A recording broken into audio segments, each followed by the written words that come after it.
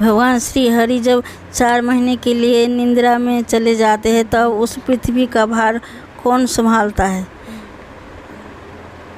Number 1 देवसेनी Ekadashi 4 दिन के बाद गुरु पूर्णिमा आते हैं, 4 दिन गुरुदेव संभालते हैं। नंबर 2 गुरु पूर्णिमा के अगले दिन सावन लग जाता है, 1 महीना के लिए भोलेनाथ संभालते हैं।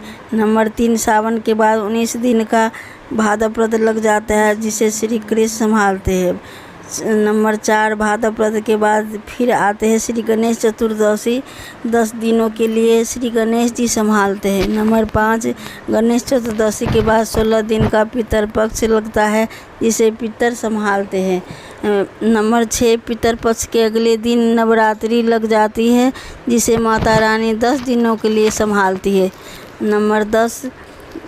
नंबर 7 नवरात्रि के बाद आती है दीपावली जिसे महालक्ष्मी अगले 10 दिन तक संभालती है।